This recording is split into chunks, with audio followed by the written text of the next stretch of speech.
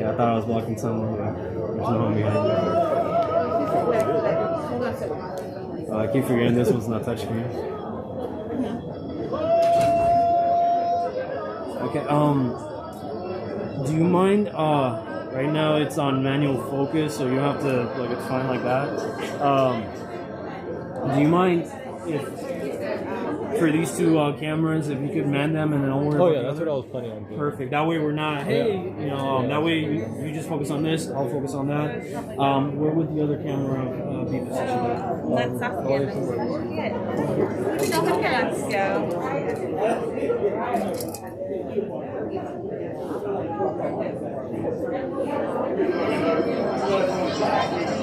He's wonderful.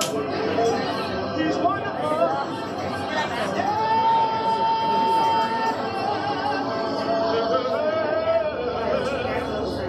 I want to get you listening to me tonight. He's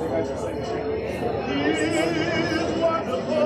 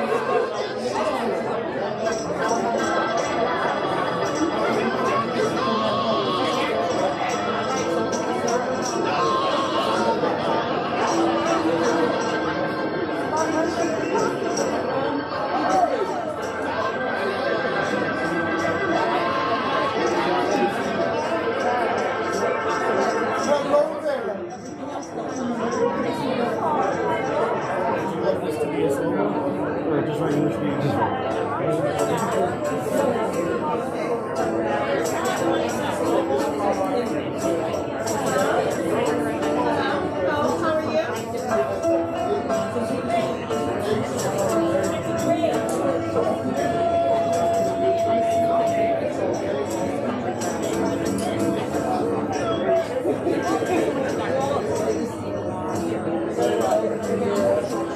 Questa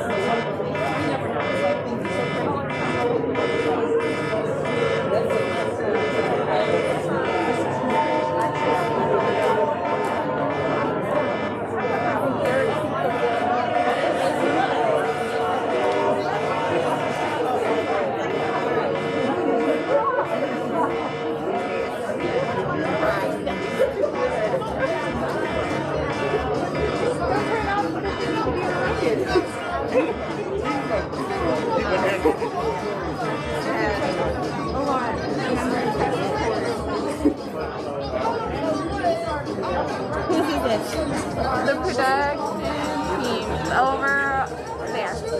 Here are the wall. Yes. Someone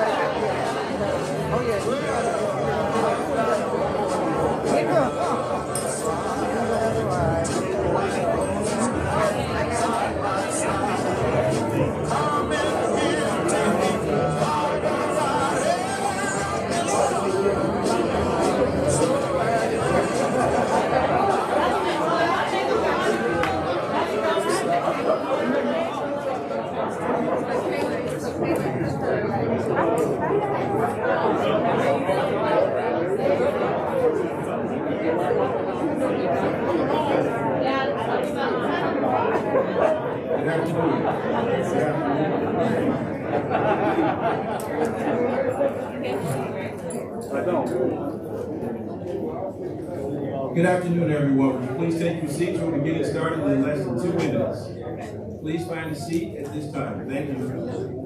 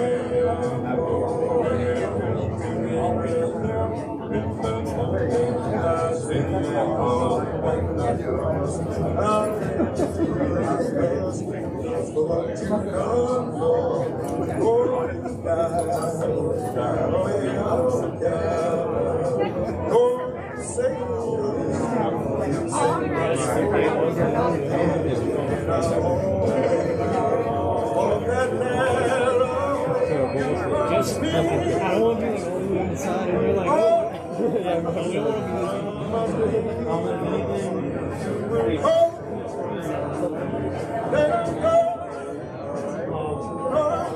pretty much just following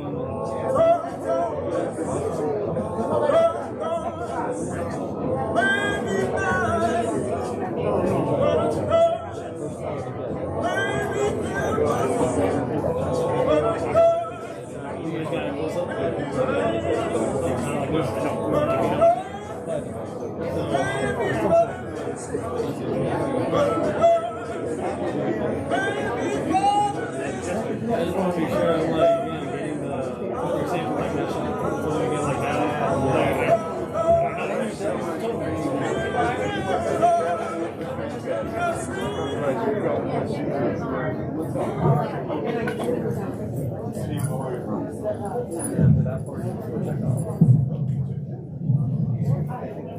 I hope you can hear me. Can you hear me in the back?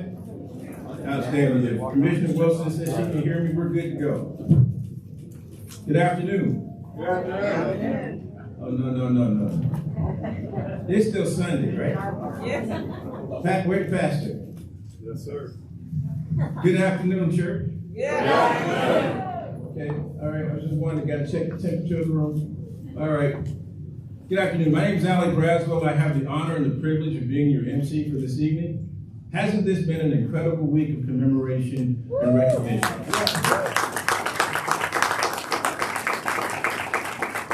So we're going to keep this tempo moving very quickly today. And in doing that, we're going to have the presentation of the colors here in a moment. But at that time, I'll ask you to stand. Following that, we'll have our national anthem sung by Tammy Monk, who's a pastor at Orlando World Outreach Center. We'll have our prayer by Reverend Dorsey, who's the founder and pastor of Bible Way Institutional Church in Orlando.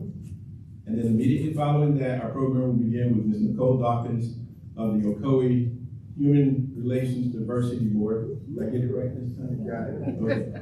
Okay. Who will get us moving. But instead of me coming back and forth, we're going to keep this thing moving with the right people talking at the right time. Now, what we need is your energy, because I truly believe our ancestors have joined amongst us. And they are here, and we are here to celebrate them today. And with that, would you please stand? Color guard, present the colors.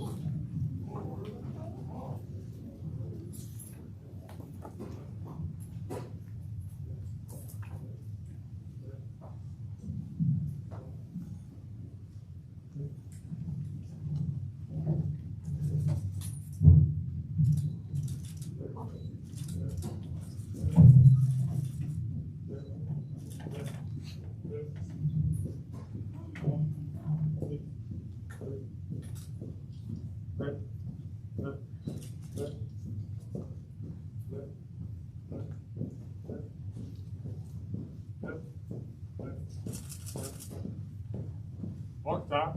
March. Colors turn. March. Group. Both. Present. Arms.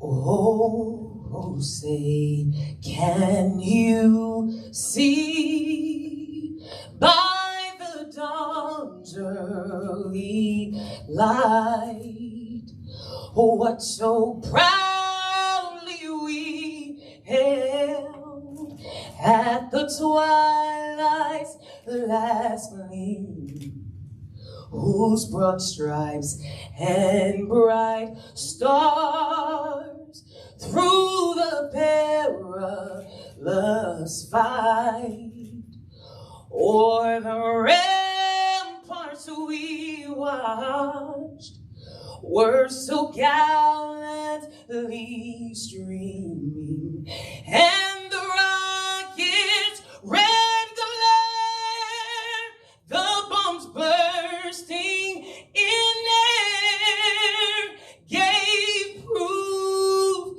through the night that our flag was still there. Oh, say does that star-spangled banner yet wave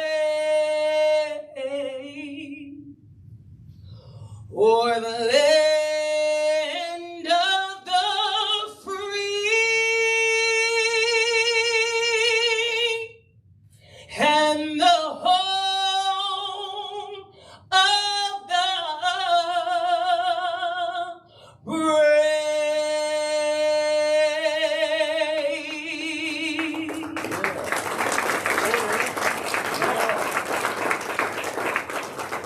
Right, face, forward, march.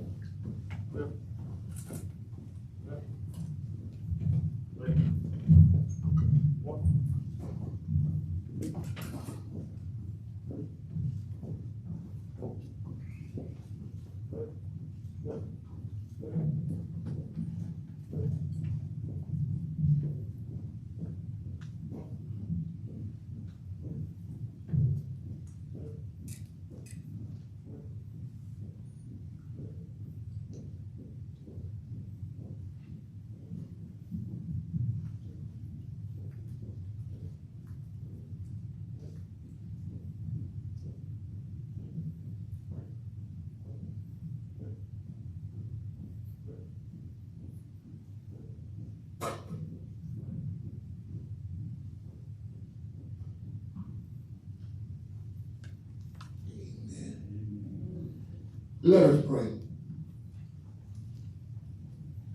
O wise God,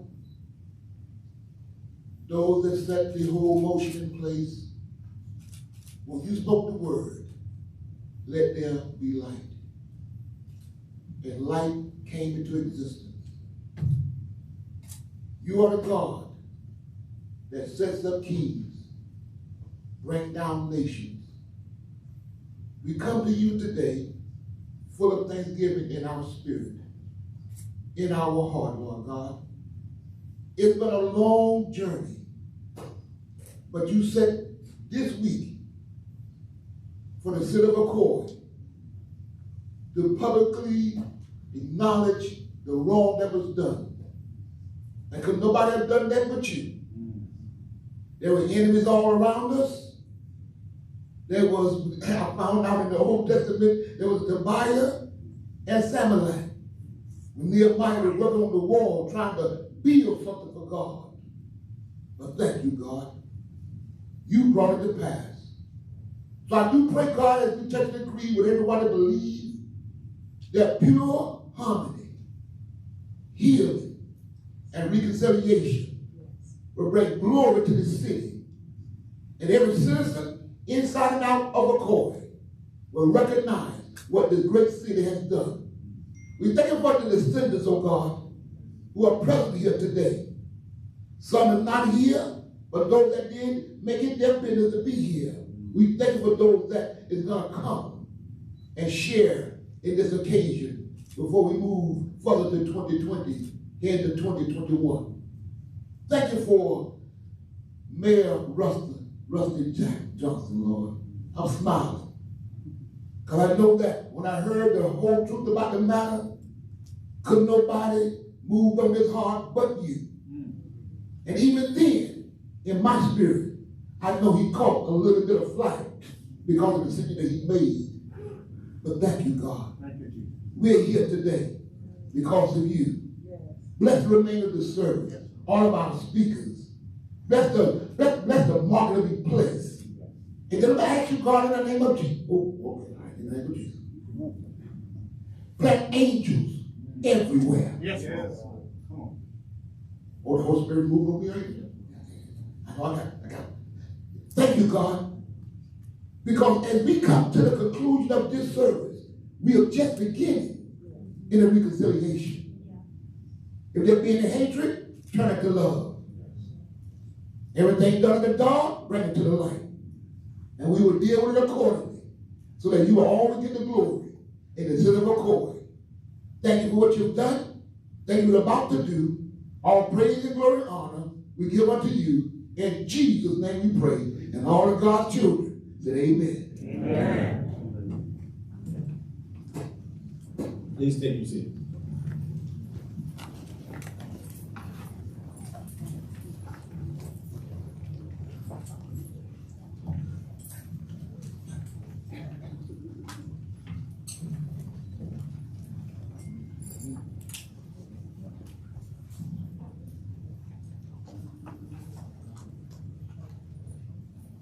Welcome, distinguished guests, descendants, elected officials, visitors, and my own neighbors here in Ocoee. Welcome to our beautiful city. This has truly been a time of remembrance, and hopefully you had an opportunity to join us as we told the story of the Ocoee Massacre, which we did on Sunday, November 1st, I believe. And then on Wednesday, we honored the memory of the fallen and to the brave people whose lives were irrevocably changed. Then on Friday, we sought to heal the wounds. Now, it is understood that due to the different restraints we've had, we have to put this whole process into 1 week. But we know that it takes more than 1 week, and we want to recognize that. But it is our hope that you can join us today in looking at hope for the future and the progress that Ocoee has made up to this day. On Wednesday, I believe it was Wednesday or Friday, after our service, a young lady, her name is Saskia. She is like amazing, event planner type. And she came up to me and she wanted to speak to all the people who would be speaking today. And she's really nice. She says, Nicole, so how long is your speech? And everything was quiet. And you could hear the cricket chirps in the background. The glazed over look, because I had no speech. So we just sat there and looked at each other. She smiled and backed up. And then I said, Saturday, I'm going to write a speech. And then Sunday morning, as I laid in bed thinking about the speech I didn't write, I said, well, what do I want to say? And I think I have like a minute and a half. Well, what I want to say is I actually went through my memories of the 2.5 years. And I thought about the Edmund Pettus Bridge. And then I thought about the Honorable John Lewis. And I thought about the scar. I believe he has a scar right over his eyebrow at the time where they went over the bridge and he pretty much was whipped. Let's say he got a concussion and his skull cracked for going over that bridge. And I said, wow. But I bet that scar told a story. You know, sometimes bad things can happen, but you can use it for good. You can use it for good. And I said, well, I don't have any scars, Lord. And I said, no, back up, Nicole. Scars aren't always on the outside. They're on the inside too. Okay? And sometimes those inside scars are deeper than the outside scars. But they tell a story. And whenever you're the first in anything that you do, you're going to have scars. Okay? Here in Ocoee, our first elected official, our first black elected official, Commissioner Oliver, he was the first, and I know he has scars. Because the first of anything is scarred. Okay, it's the firstborn child because your parents don't know what they're doing or whatever it is. But we want to change these scars to wisdom. So I'm actually going to make an offer today.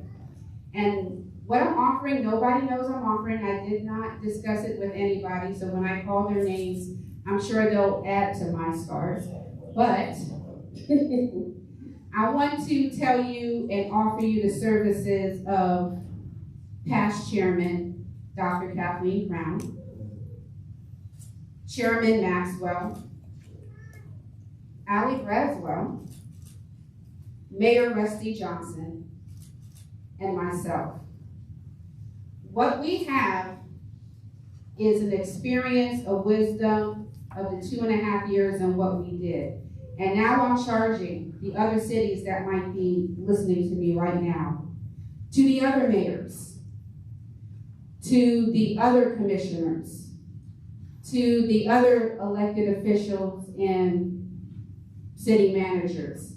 If you want what Ocoee has begun and has now, call us. We will be the mentor. We're going to use our scars and our walks to be a mentor to you. Don't let your city stay that way. The people are too precious. Don't miss that blessing that comes from unity, that comes from that grace that God gives you when you make a stand and say, no more in my city. Okay? Don't let it stay there. This is not a blessing just for Ocoee. You don't hide it under a bushel. In my faith, when you hear the good news, you go tell somebody. So we're about to tell somebody. Look at the city of Ocoee. Take a look at us. And then call us. Because we're not going to change just here. We can change every city in the United States of America. Okay? And my last charge is to the city of Ocoee. You know the story now. So as I step down, remember the story. Remember what we've done here this week. So the next time a person comes to you and go, you live where? Finish that story for them. Yeah. Don't let them leave you like that. When somebody says, you know what happened in 1920? You tell them, do you know what happened on November 1st, 2020? You didn't know that story, did you? Well, let me tell you. Let me educate you. No, it's not over, but we are going somewhere. Yeah. Okay? So thank you and welcome for coming. We are in history right now, right this very moment. And to continue this night of history, I'd like to bring up our chairman, William Maxwell.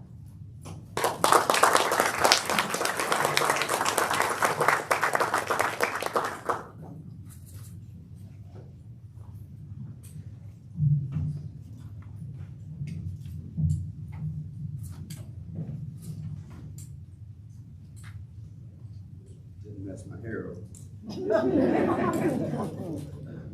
This is a special day. And if I act giddy or silly or whatever, allow me this moment, if you would. This is a special day. This is a day that God has made. You know, I wrote a speech to do, and I always get criticized by the mayor for talking too much, too long, and not saying enough. Does that sound right, sir? Say that. But this is a day of remembrance.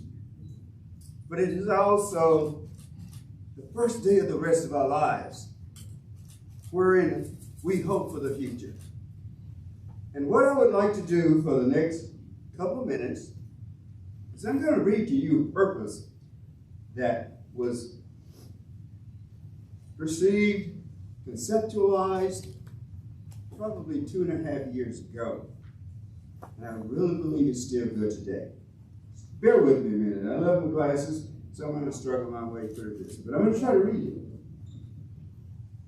To publicly proclaim an end to the 100-year age-old drama of Ocoee's sordid and racist history, beginning with acts of violence and terror lynchings of African Americans who attempted to exercise their constitutional right to vote, to declare to the world that even one death of any citizen was one too many, but that when a community took the time out to summon and recruit armed, angry white mobsters from every surrounding township and city to come in and brutalize the African American population, that this was morally and socially unacceptable then, now, forever.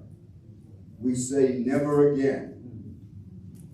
And finally, to ensure that the events and activities of this day will tell the story by honoring the memory of those victims, their family members, and descendants, thus bringing forth a meaningful measure of healing so that our Ocoee of today and all of the years to come will shed all aspects of its dreaded past and adorn a new age of reconciliation, which will provide economic development, enhancement, and prosperity for all of its citizens for generations to come. Ladies and gentlemen, that's our hope for the future. Thank you.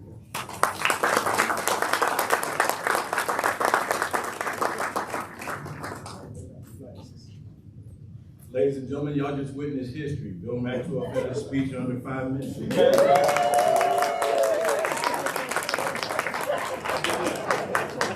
I think, though, he's a little tired because what y'all don't know is Major retired William Maxwell was just recognized yesterday with a Quilted Valor for his tireless dedication to the community. Yeah. I think it would be fitting just to give him a round of applause.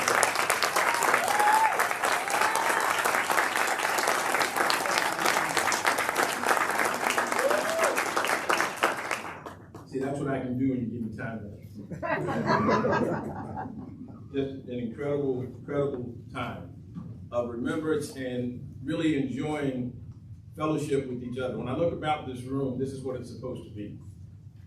And it would be remiss if we didn't take time out now to recognize all of our elected officials. So all of our elected officials and appointed officials, would you please stand at this time so that we can welcome you as well.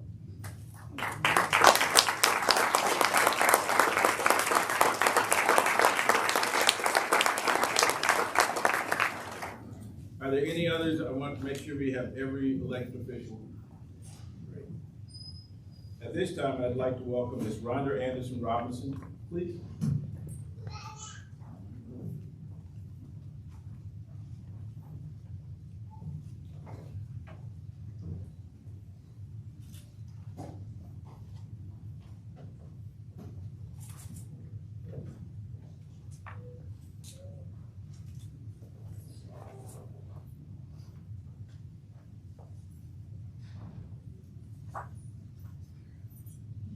Good evening, distinguished ladies and gentlemen.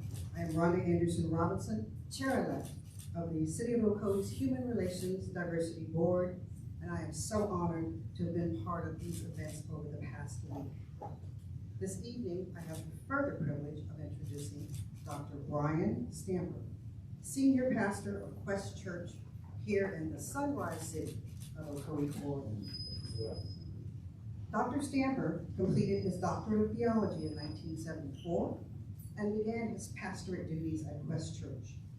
The child of a named chaplain, he was raised all over the Southeast, primarily in Atlanta and the mountains of North Carolina, where he and his wife, Jan, spend part of their summer. His hobbies include running each morning, and picking blueberries during the summer. His favorite part as a pastor is, wait for it, preaching.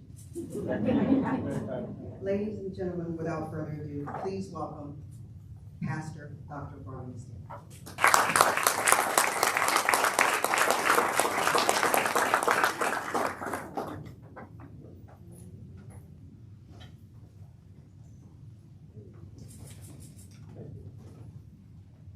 Evil lingers. Evil lingers. It does not leave. It does not melt away. It lingers. Before you can have hope for the future, you have to deal with it. How do you usher evil along its way? Would you like to hear a dumb joke? Preachers can only tell dumb jokes. We can't really tell good jokes. People don't allow us to do that. So I'm going to tell you a preacher's joke now to make this next point. When I tell you the joke, I'm going to need everybody over here, we're going to practice now, to go, ha ha, ha ha. Act like you think it's funny, all right? On the count of 3 now, let's rehearse. 1, 2, 3. Ha ha, ha ha. Over here, after they do that at the end of the joke, you can all go, do your hand like that. Go, do that. 1, 2, 3. Okay. There was this deacon up on the top of the church. He's painting the steeple. And as he looked over as he was painting the steeple, way high up, he saw a rain cloud coming. And he thought, oh man, it's going to rain on me. It's going to be a problem. He didn't have time to finish the painting. He didn't have time to go down and get more paint. So he just took thinner. And he thinned the paint. Painted some more. Here comes the storm. And he thins it some more and paints some more. It's not looking real good. He thins it some more, and as the storm gets closer and closer, there's this lightning bolt, and a voice comes out of heaven. And the voice says, repaint and thin no more.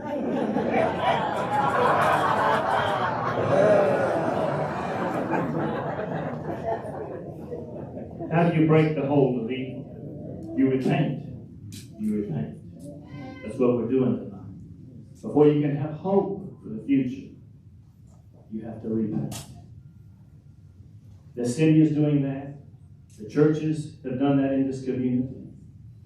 God's people must do that. It's not them who did it. It's us. This idea that, oh, those people are the problem. No. It's us.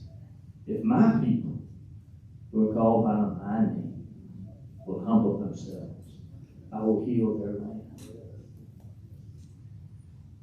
Once you have hope, and hope is several components.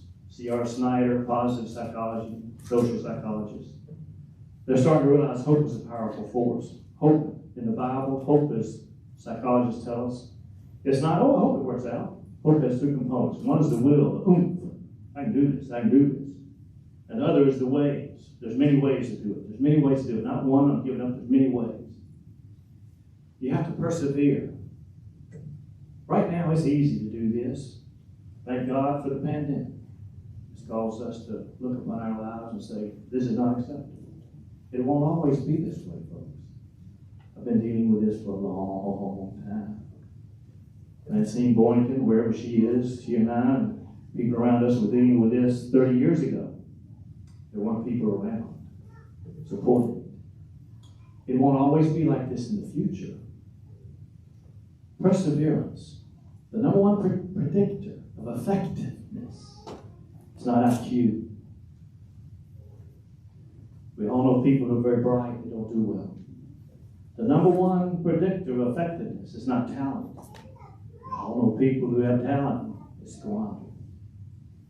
The number one predictor for effectiveness is perseverance. It's perseverance. How do you persevere when it's not easy? Hebrews 12 talks about the great cloud of witnesses who watch us run the race of life that is before us with that perseverance. The great cloud of witnesses are the people in heaven the people who lost their lives, the people who lost their property, their descendants who paid the price for what happened 100 years ago. They are in that cloud of witnesses. Your loved ones who you miss. They are in that cloud of witnesses. They see you. They watch you right now. They see you. Your grandma. Your mother. They see you. You don't see them. The Bible's crystal clear. They see you. There's something called the home field advantage in sports. Teams play for it all season long. You can quantify it. They do it every day in Las Vegas. It's called betting odds. You can measure it, quantify it. When someone cheers for you, calls your name, you get a burst of adrenaline, you get a second win, you do better. As we continue the struggle with hope and with perseverance, when it gets tough again, remember those who are cheering for you in the cloud of witnesses. Endure, endure, endure.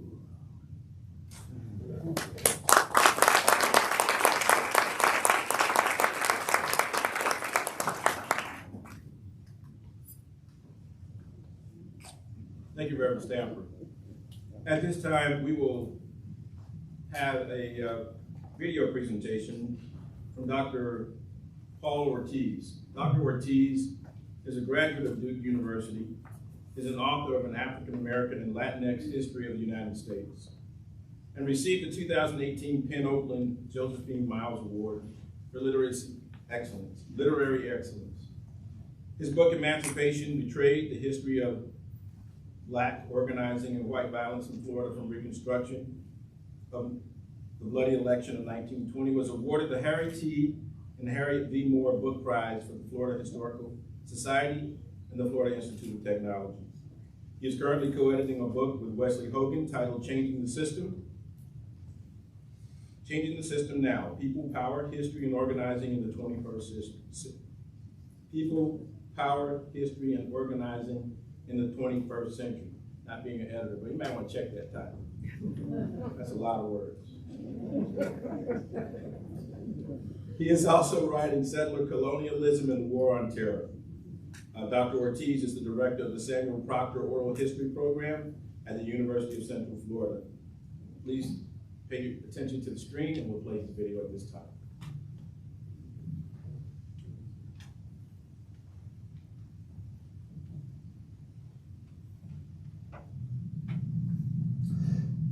Well, hello everyone. My name is Paul Ortiz.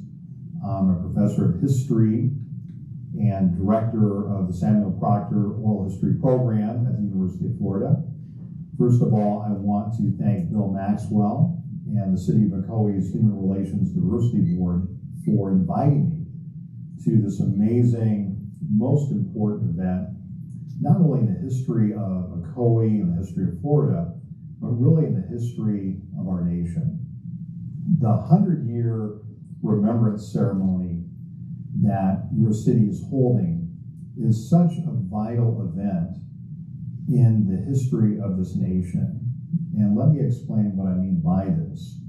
We're in a moment now, nationally, of reflection, thinking about our history, our culture, our past, thinking about issues like racial equity, racial injustice, how we move closer towards equality and justice for all, how we live up to those August words in our Declaration of Independence. What you're doing today and what you've been doing this entire week and what you've been doing for many, many years, which I've been it's been a great privilege for me to participate in. What you've been doing is a critical part of recapturing this sense of equality before the laws, this idea that we are born equal, and that we have equal citizenship rights, or should have equal citizenship rights. This remembrance ceremony, this series of events, is not the end. It's not, in some ways, the final word, right? We're going to use this as a springboard to continue to tell the truth about what happened in those 2 terrible days in November in 1920. Let me move now to the actual events of the Ocoee Election Day Massacre. And then I want to go back to talking about why I admire so much the work that you've done locally in Ocoee. So the Ocoee Election Day Massacre was not an isolated event. Anti-Black massacres and pogroms were carried out, have been carried out by white Americans, really literally from the inception of this nation's history. But the period between 1917 and 1923 witnessed a really virulent upswing of anti-Black massacres and anti-Black pogroms, not just in Florida, but nationally. These were not the actions of mobs. These were actions that were highly organized to maintain the structure of white supremacy and white nationalism that for too long has encumbered democracy in this country. And this is the reason why I think what you're doing today is so important. What you've been doing this entire week is so important in terms of the remembrance ceremony. You're bringing us back to where we should have been at the beginning, talking about how we reach equity, right? How we challenge racism in all of its forms, how we challenge white supremacy. And in my book, Emancipation Betrayed, I talk about the epicenter of anti-Black violence being in Western Orange County, but it's important to understand that Black Floridians all across the state were targeted for violence by not only the Ku Klux Klan, but by members of law enforcement for simply trying to vote. Because the phrase simply trying to vote hides the fact that if African Americans got the vote back, got the ballot back in 1920, it would have turned this society upside down. It would have brought democracy to a state which at the time was a one-party rule state. I want to say a few words about Mr. Perry and Mr. Norman, because it's very important that we remember their example today. And the best, I think the most revealing thing that one should remember about those two remarkable individuals is that they were part of a cohort of literally hundreds of Black organizers throughout Florida who were urging their fellow Black citizens to get registered to vote. But imagine what kind of courage it took for a Black person to become a qualified voter in Florida in 1920. Let's look at the history. When you asked a Black person to register to vote in Florida in 1920, you're asking them to risk their life and their livelihood. Florida had the highest per capita lynching rate in the entire nation, higher than Georgia, higher than Alabama, higher than Mississippi. Many Black people were assassinated in the years leading up to 1920 simply for talking back to a white person. So the fact that Mr. Norman and Mr. Perry were able to encourage so many Black Ocoeans to become qualified voters, and one day I hope we're able to find out exactly how many there were, speaks volumes. It speaks about the trust that they earned in the Black community. It speaks about the confidence, but above all, it speaks about the faith and hope that Black Ocoeans had that they were working to build a better day. And this is what makes the story so tragic, because that hope, of course, was shattered by the anti-Black massacre. And this is what we're trying to remember and trying to regain today, is the sense of dignity and struggle and striving that Black Ocoeans exhibited through their courage on that fateful election day in 1920. So I want to close with kind of a brief observation about my decade-plus experience, decade-plus years of experience in Ocoee. You invited me in 2010 to give the keynote address for your MLK Day Parade and Celebration. And then the Human Relations Diversity Board and Bill Maxwell invited me back in 2020 to speak at the 2020 MLK Day Parade and Celebration. These two addresses have been among the greatest honors of my entire professional career. And I want to let you know I'm actually wearing my key to the city of Ocoee on my lapel. Very proudly, I wear it as often as I can. And it's been such a privilege and an honor to be able to kind of grow with you collaboratively in understanding, to see how you're using the history of this very tragic event, bringing the event to light, to be with you at times that have been difficult. There have been tears, there's been anger. Sometimes people get up and walk out of the room and shake their heads. The only way to get it right is to be honest and upright about our history. And that's why I'm so proud about the events that you've been organizing for the 100-year Remembrance Ceremony. Let me suggest where we might go next collectively, building upon the successes you've had. What I would like to propose, and I would like to offer the services of the Samuel Proctor Oral History Program at the University of Florida. We have been able to host the Human Relations Diversity Board and members of your city commission for past events.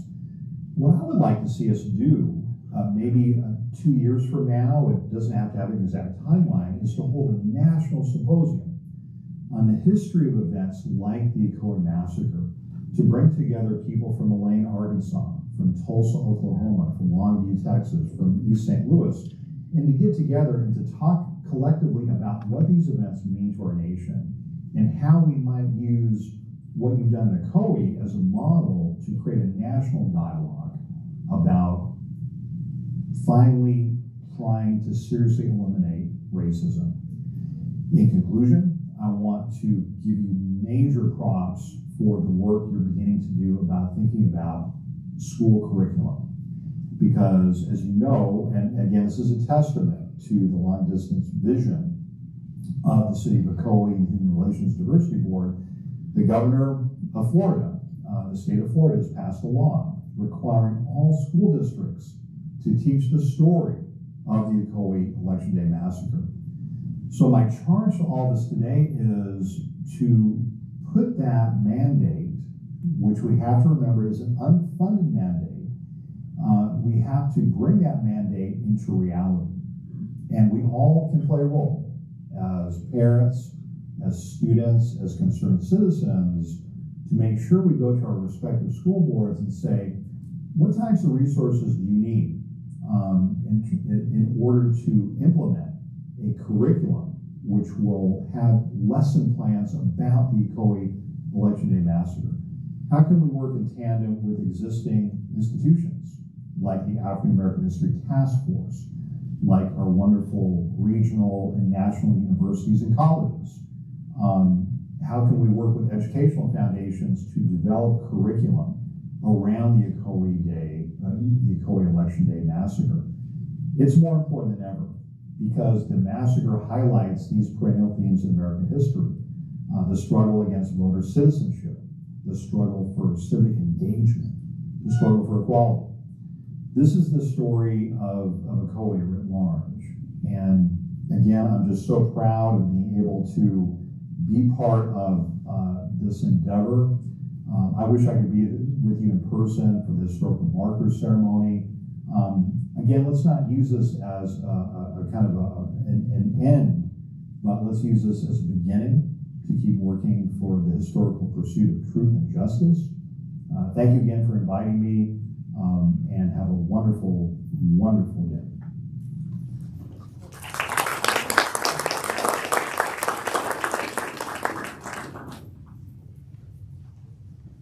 At this time, we'd like to recognize the descendants and the ancestral families. If you are if you have an ancestor who perished, was displaced, or disenfranchised, would you please stand at this time? All the descendants, would you please stand at this time?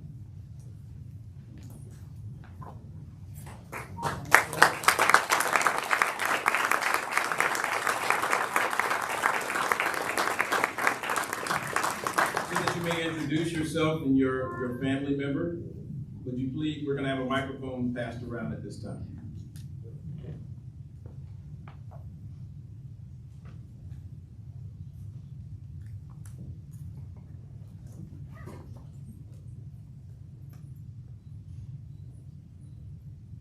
Good evening. Good evening. Good evening. Good evening. Can you hear me in the back? You sure? All right, good evening. Good job. My name is Sharon. Cooley McWhite. I am from Columbia County, Lake City, Florida. I am a descendant of the Honorable, the unsung hero, Julius July Perry. Wow. I bring you greetings on behalf of the Perry family, far and near. We must realize that there are so many of us, but we are in a global pandemic. The event that took place that hurt my family the most was 100 years ago. So you can only imagine those that would have loved to be here today. They could not. They were afraid. They had these masks to stay in a hotel. But I stand here for them today. And on behalf of the city of Ocoee, I know this wasn't on the script. I was only supposed to introduce myself. But my husband would say, you never give me one of these. I am just so filled. Tears have just been flowing all week long. Thinking about where do we go from here? We are the people of a great nation. We are the people of the city, beautiful, the city of Ocoee. And as we begin to move forward, I want you to take that right foot, stomp. That left foot, stomp. And we moving in the right direction. Yeah. Mayor Johnson, I told you on yesterday, your health is wealth. You take care of yourself. The rest will follow. Don't worry about tomorrow. Look forward. Embrace this moment because you're going to be a part of change. A change that everybody across this great nation is going to be looking at the city of Ocoee. There's no need for us to do all the talking and the words. We are a people of change. There's time for a change. It's healing time, people. So let's embrace the love that we feel for each other. And if you don't want to do it for yourself, look around and let's do it for the children. Because we are the role models for our children to follow. We as adults, we need to stop it. And I mean stop it now. And I'm not only talking to you, I'm talking to myself as an educator. There's so much love that's deeply rooted within us that Julius July Perry and so many others that lost their life, there was a reason for that. But remember, God is in control. God will. He will provide. Yes, he will. And Mayor Johnson, you gotta trust and you gotta believe. We come this far. Amen. Amen.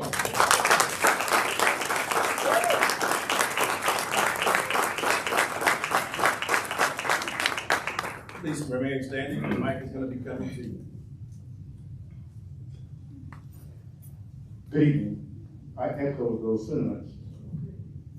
In addition, my family was a Carmichael Brown family.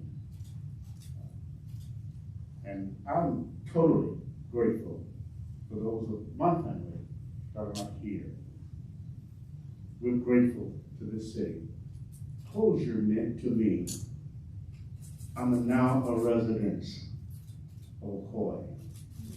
They can't accuse me of being an outsider. I'm an insider. I'm a part of the healing vessel that's flowing through this city. Thank you. Thank you. Thank you.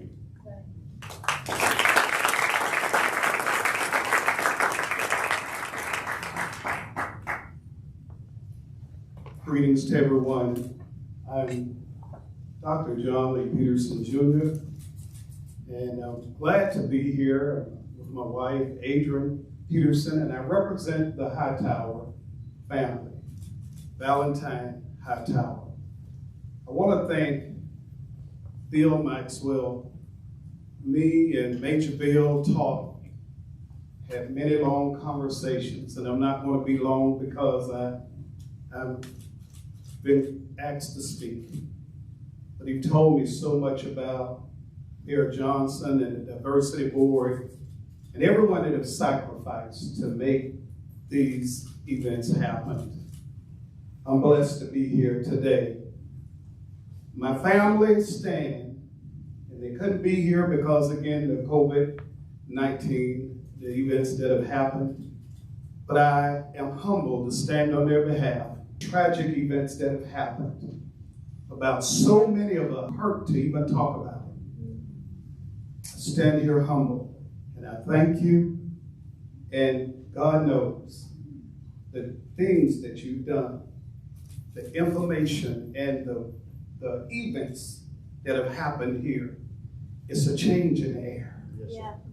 It's a change not only in Ocoee, but it's a change in this nation. Yes, sir. There's a shifting in this nation that God is doing. Yes, sir.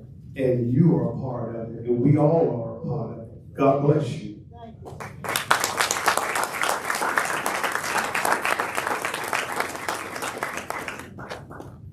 Good afternoon. My name is Gladys Franksdale. I'm from Plymouth. And my father was one of the descendants that had to run from Ocoee that night to keep from getting killed with his sisters and brothers and one brother on his back. So I just like to say I like the way things are going, and I hope that we don't stop here. And we hope that this all continues. And I wrote a book. And it's in here, all the information, so I won't say what everybody else has said. I ditto everything what everybody else has said. And I just appreciate Ocoee going in the right direction. Thank you.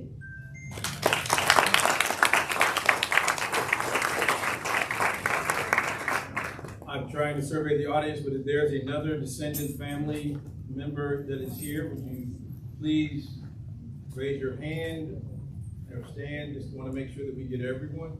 I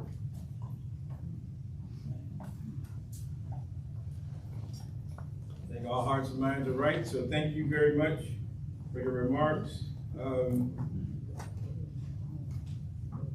This is where she's going to panic again. I'm leaving script. We also have an incredible family that is a descendant of the Perry family. We have a Gold Star family. For those of you who don't know, I am the civilian aide to the Secretary of the Army, and a Gold Star family means we lost a loved one.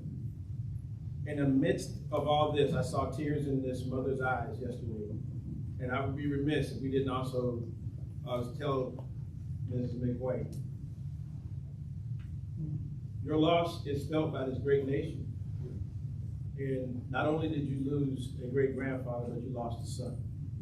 And we don't want to ever, ever forget that as well. On behalf of the Secretary of the Army, please know that we feel for you, and Ocoee and the rest of the nation will always be there for you. I hope y'all not think that robbery me to depart just for a moment, but if Lieutenant McWhite is up there next to July Perry, I just want them to know who they are. Yes, sir. Because these are men who stood for this nation. One stood for rights, the other one stood to protect those rights. Right. Just thought I'd take that moment.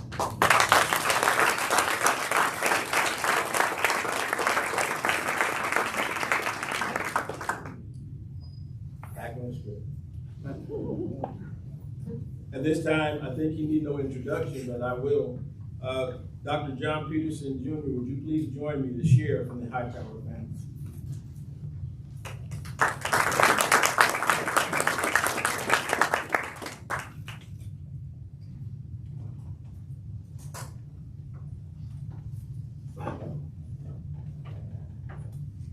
Again, greetings to everyone, to the City Council, Mayor, distinguished guests, Mr. Maxwell, Perry family, Norman family, all of the families, all of the guests and everyone that's here today. Give honor, first of all, to Jesus Christ, who's the head of my life. And I know we always say that in testimonies. And it's almost became as a cliche, but it's not for me. He's my all in all. And I have to recognize it. I promise you that I won't be long. I'm a preacher. Sometimes the most dangerous thing you can do is give a preacher a microphone. But I won't be. I extend special thanks to Major Bill. Major Bill, when you and I first started talking, I'd only heard bits and pieces of our history of our family. You stirred something in me. Word of God says, stir up the gift. Sometimes we have to be stirred up in order to get things accomplished. Major Bill, you did that. You stirred up something in me, a fire. You've ignited a fire in me to go on a quest for not only my family, but the family of so many others that have not only suffered, but have also experienced the tragedy of racism. Start by saying, I've written out a little speech here, and my wife said, what are you doing? I said, I'm writing out a speech. She said, you know what you want to say. And I said, you know what? The Spirit of God will let me know what to say and how to say it. So in these next few minutes, I just want to say something not so much to anyone but other than to let you know the life of what has happened with the descendants and how it has affected them, because it was tragic enough for the victims, for my great-grandfather, Valentine Hightower, and Grandma Janie, and the 8 children rather, to have experienced, his siblings, what they experienced. But unfortunately, racism and hatred and what happened in this massacre not only happened to the victims, but it happened to every descendant, and it will go on for generations and generations to come. That's the tragic thing about when we take actions, because actions don't only affect us, it affects all the generations to come. I sat last night, I think I cried more. I cried in the last few years. Cried last night. I cried on the way to here when we got the news of President Biden as mayor. Cried when I thought about how Granddaddy would have liked to see the change. If only Granddaddy Valentine was here to experience this change that happened. But I just want to share with you, I had a 2-word question for everyone here today, Florida legislators, and for those that are wondering about the descendants.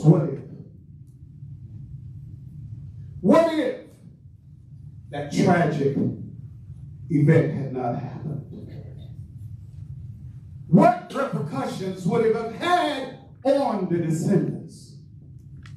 Perhaps instead of my grandfather having to struggle to try to fled to Florida, Fort Lauderdale, working in orange groves and working hard to try to purchase another piece of land. Bought a little store there, and some of his children there tried to make it. They lived in shotgun houses. And what we would call today abject poverty. I remember playing as a little boy in the septic tanks as they ran through the different houses that my grandfather tried to build so that his children could have something after what he worked so hard for had been taken from him. What if they had been allowed to occupy their land and the business that he had? What would happen to our descendants? A lot of them didn't fare so well, because not only they experienced poverty, and a lot of them ended up on housing, some ended up drug abuse, because when a generation does not have an inheritance and they don't have something that they can build on, it perpetrates poverty throughout those generations. Sickness, disease, ignorance. Stand here to answer the question, what would have happened if they had had that opportunity? I cried as I thought about it. But I say this. In these next few moments, I speak for my family. We never gave up. Come on. And we will never give up. Because the spirit of Valentine Hightower was never to give up. He could have easily given up when he had to run and hide with his 8 children through the groves, the orange groves. To get away from danger, he could have gave up. I dare us try to give up. I dare any descendants to try to give up. Because we must live on not just for ourselves, but for the generations that are coming, to make a better world, to bring about peace and justice and righteousness for all. That's what we are called to do. As I stand here, I tell you that we're on the move. When I see the actions, the blood, sweat, and tears of those of you that have worked so hard and encouraged me to sing this song that we used to sing, I feel like going on. Though trials come on every hand, I feel like going on. And as we press our way, we know that the angels of God are with us. But I leave this charge. This may not be popular what I'm about to say right now, but I leave this charge.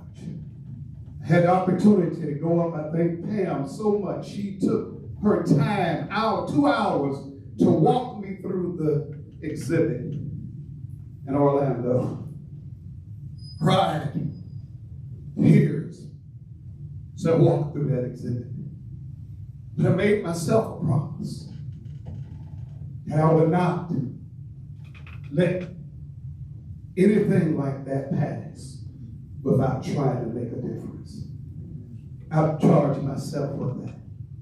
But I leave a charge to the state of Florida, to the state legislators, to avoid not just for this, because this was awesome. And we will go on, and we will press on from here. But as I looked at the parcels of land of the many descendants, the ones the land was taken from, that's got to be made right. I know you may not agree with me, but it's got to be made right. And until it's made right, No matter what we do, the evidence will still sit there for generations. I speak and I charge the legislators, don't let that bill fall, because there are still victims that are suffering. There are still descendants that are living in poverty that could have had a better life. What if they would have had the opportunity to vote? What if our people would have had the opportunity to live and to transfer that wealth? God bless you.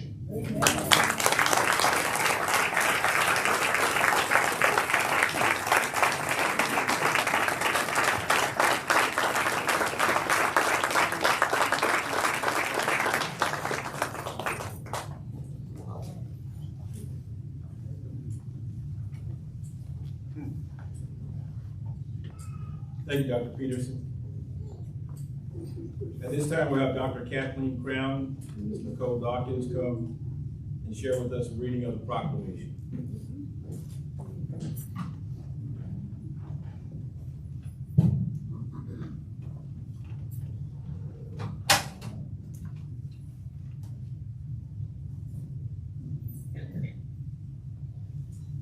Whereas the city of Ocoee is dedicated to cultural diversity and the ability for all citizens to exercise their right to vote. And whereas the historical record clearly shows that African American residents in West Orange County in and around what later became the city of Ocoee were previously denied their civil rights, their properties, and their very lives in a series of unlawful acts perpetrated by a white mob and governmental officials on November 2nd, 1920, and the following week simply because they tried to vote, as any eligible citizen should be able to do, including such prominent local leaders as Moses Norman and Julius Perry. And whereas the historical record also reveals that no African American persons resided in the city of Ocoee for the following 60 years, leading to the area being referred to as a sundown city. And whereas the city of Ocoee seeks to express its regret and horror at the events of November 1920, while recognizing the recent efforts of local leaders and citizens of all cultures to create a diverse community open to all residents and visitors. And whereas the population of the city is now highly diverse, Sunrise City, with African Americans being a large portion of the population. And whereas the city opposes all efforts to divide its citizens on the basis of color, creed, religion, national origin, cultural, or political beliefs. And whereas the city believes that remembering and honoring those individuals who were killed, injured, driven from their homes, and had their property taken from them is a core requirement for ensuring that such acts do not occur again. And whereas the city's Human Relations Diversity Board has developed language for an historic marker describing the events of November 1920 and the city's efforts to change the community culture that allowed and encouraged these atrocities. And whereas the City Commission of the City of Ocoee has a desire and authority to erect such a marker in a public place so that all visitors may recall and consider the events of November 1920, and jointly vow to never allow such a cultural divide to exist in the community. Now, therefore, be it resolved by the City Commission of the City of Ocoee that the city shall erect a suitable historical marker in a public space that will describe the tragic events of November 1920, that November 2nd shall be declared a day of remembrance for those residents of Ocoee and West Orange County who lost their lives and property through an act of domestic terror, and that any future public cultural events held by the city during the first week of November shall acknowledge the terrible events of November 1920 that sought to disenfranchise a group of citizens and shall emphasize the community's need for cultural diversity. Let it be known that Ocoee shall no longer be the sundown city, but the sunrise city, with the bright light of harmony, justice, and prosperity shining upon all our citizens.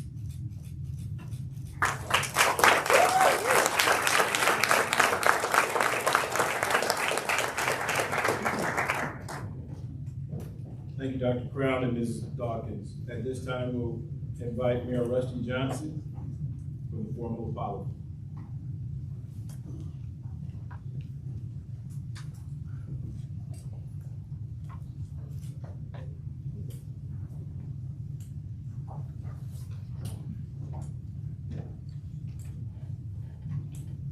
Good afternoon.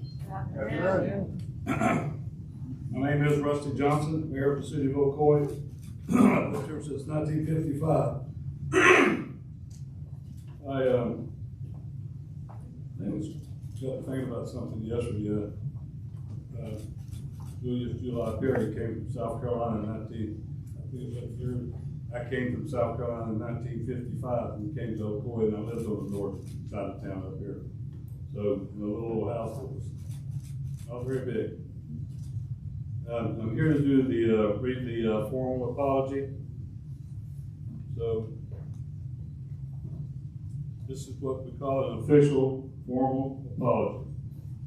Presently, publicly, and read for the first time anywhere in the history of this city, this official apology is offered to the present city administration to foster goodwill through the recognition and acknowledgement of a tragic event of 100 years past.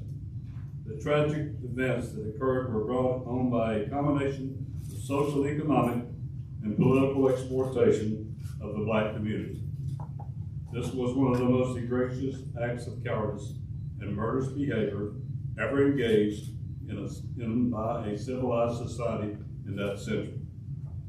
There will never be any words that can explain away the actions of these men. Nothing can justify such terror. Today, November the 8th, 2020, we, the elected officials of the city of Ocoee, Florida, have chosen to invite each of you here to openly, publicly, and sincerely admit, acknowledge, and forever voice our displeasure over the inhumane acts of terror committed against the African American community of Ocoee. Let us be clear and completely candid. Those of us gathered here today will forever bear testimony to the efforts of the city of Ocoee and its citizens to move forward into the future, knowing that we are a culturally diverse, modern community with eyes set on conscious unification. Our unified hopes are that you will search deep within the consciousness of your hearts and souls in an effort to find the necessary humility to accept in good faith the sincere and genuinely offered apology on behalf of today's city of Ocoee for the ungodly deeds of the forefathers of this community of Ocoee in 1920. The acts of violence committed against your and all the African American families of that day were horrible and unforgettable. So we today, duly elected officials, do solemnly implore each descendant collectively and individually to look at the situation that was then and as it is now. More realistically, we understand that there are those of you who are still being held emotionally hostage because of the negative deeds committed against your ancestors. But there is no one living here today that can be held responsible for any acts that were committed by those who lived and acted savagely towards the African American community 100 years ago. Therefore, we, the elected officials of the city of Ocoee, Florida, do hereby and herewith officially extend to each and every member of the community of Ocoee of 1920 and to each descendant, both living today or deceased, our deepest apology for each and every atrocity that was committed against those individuals. We will no longer stand for complacency and put all rumors to rest that the city of Ocoee remains in the past. We fervently vow that such inhumane and insensitive behavior will never again be demonstrated by any elected officials or employee of this city against any human beings regardless of their origin, race, color, religion, gender, age, disability, or sexual orientation. Never again.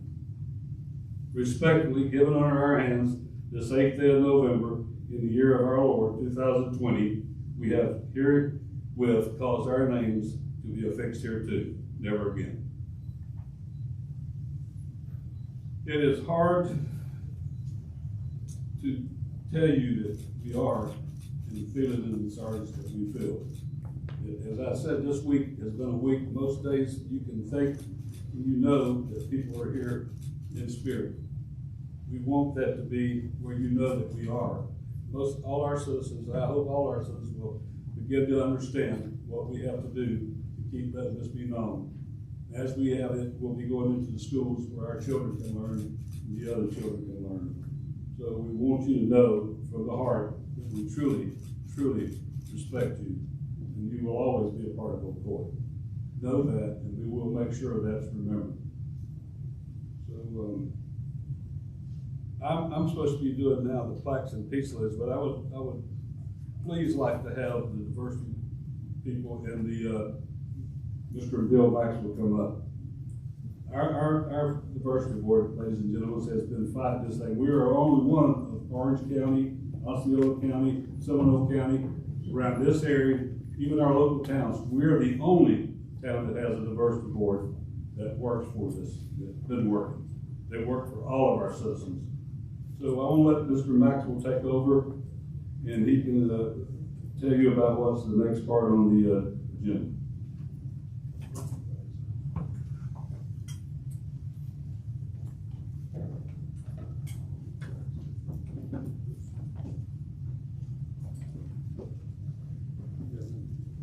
This will take us just a moment to get everybody onto the stage. But you know, there's an air of solemnity about the room at this point in time that was not prevalent the last time that I stood at this podium holding a microphone in my hand. I think what has happened amongst us at this point in time deserves everyone's sincere and genuine consideration. Folks, we're here for change. And we share your burden. We share your burden. We share your pain. And that's what has driven us countless hours, days, away from home, away from family, to ensure that the truth was discovered. It was our quest of truth that brought us to this point, because our mayor would not accept all of the outside reports that did not make sense. And that truth took us on the road and brought us to this day and this time. At this point in time, I would like to appeal to each descendant that is present. And we have planned to offer to you a commemorative plaque in your honor. And I would like to begin. I may have left my list at my chair. Y'all can laugh, but I'm old. I've reminded you of this before. By the way, this is my wife, Libby, a native daughter of Ocoee. She keeps me going places sometimes I don't want to go. Going places that I need to go. Doing things that if you're going to be happy, you have to do. Thank you, Libby. I have in front of me, and I don't want to do this disparagingly. If I miss any individual whose name should be on this list, please make it known to me and we'll make it right. I have the Perry family, I have the Carmichael Brown family. I have the Hightower family. And I believe I met this charming young lady in back last night, Miss Gladys Frank Bell. Did I get it right? Okay. I could do this alphabetically, and it would take a long time, but I want to do it by the shortest distance, those who are here closest to me. Ms. Sharon Cooley McWhite, would you please join us on the stage? Would you please find this? It should be right among you. This is going to be a little cumbersome, folks, because it wasn't rehearsed, but it's real. We're also going, Mayor, come on over here. Get high back there.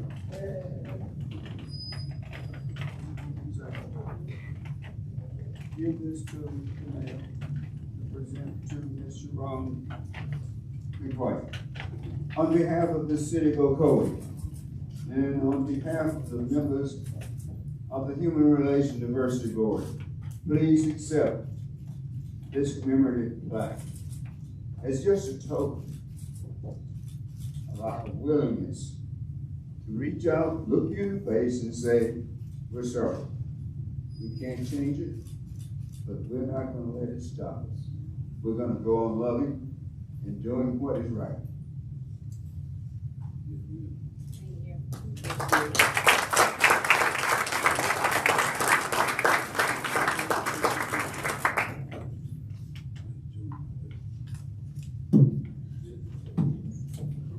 Second lieutenant, a pilot, a phenomenal young man. Don't just take his mother's word. I ask that you go online, social media, Austin McWhite.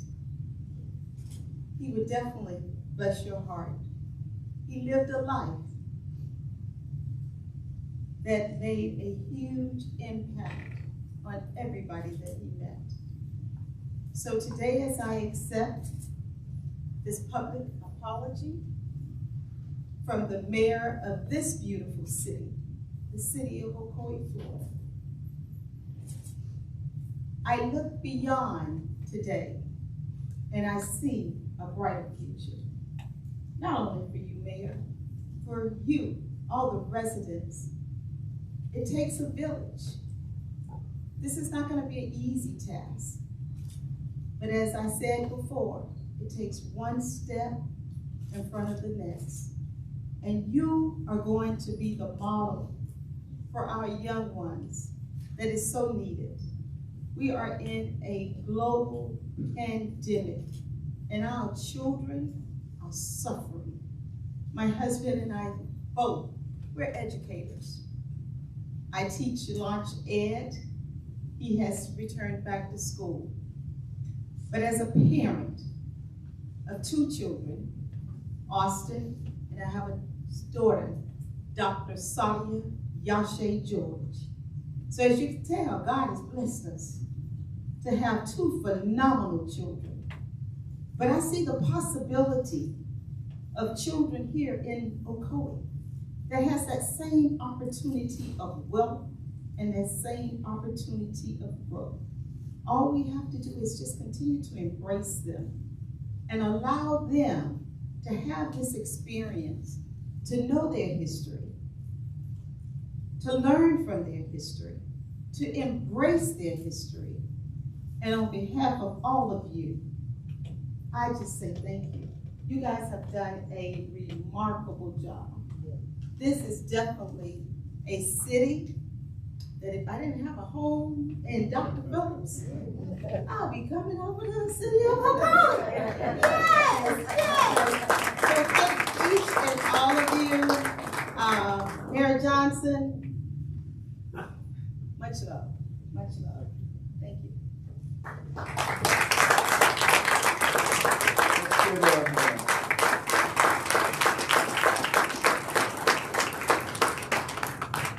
The next descendant that I have is Dr. John L. Peterson Jr. from Covington, Georgia. Would you please join us on the stage?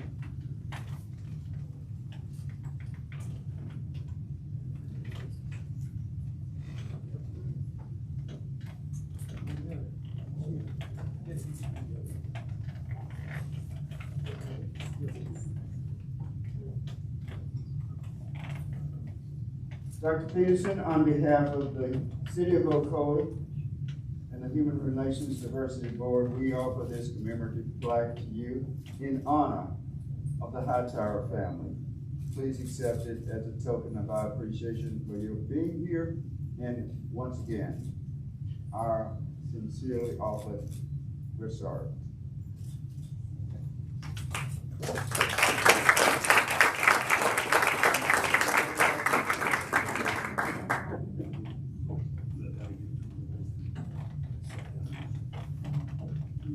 Mayor Johnson, on behalf of the Hightower family, we accept your apology.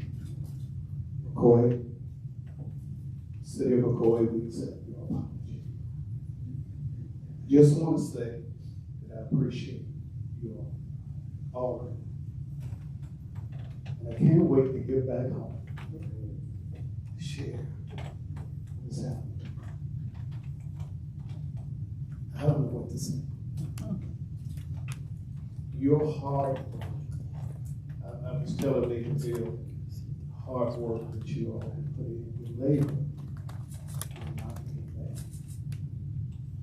One of my favorite scriptures, that's one of my favorite scriptures, be not weary in well doing, for in due season you shall reap if you faint not. There, Bill, Diversity Board, Ocoee, we shall reap. And one more thing I want to say is you gain a resident. So whenever I come here now, I won't be a visitor. I will be home. Thank you all so much. Love you guys. Appreciate you.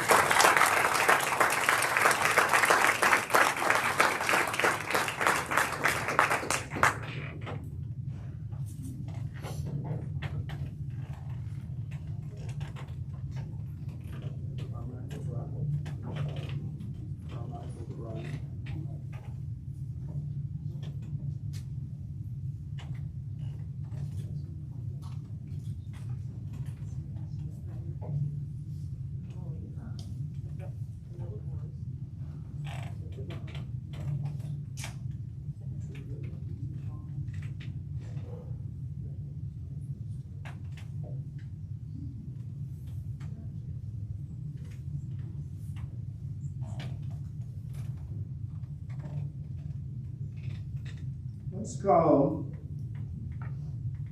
Ms. Bell. Where are you? Ms. Bell? Let's give her a hand as she comes.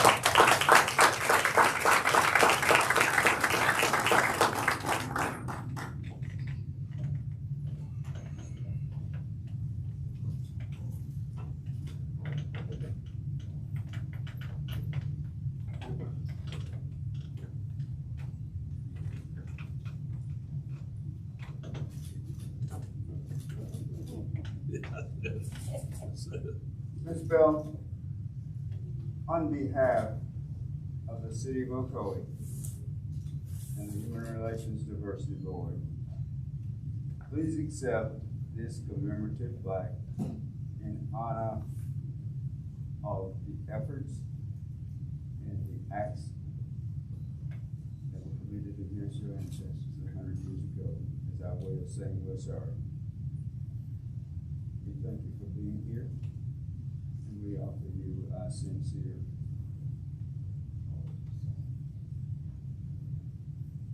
thank you very much.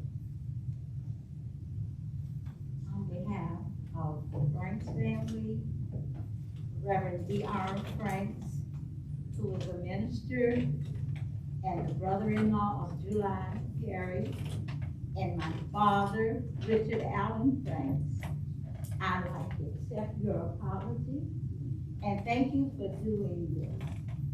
And I just hope everything moves forward.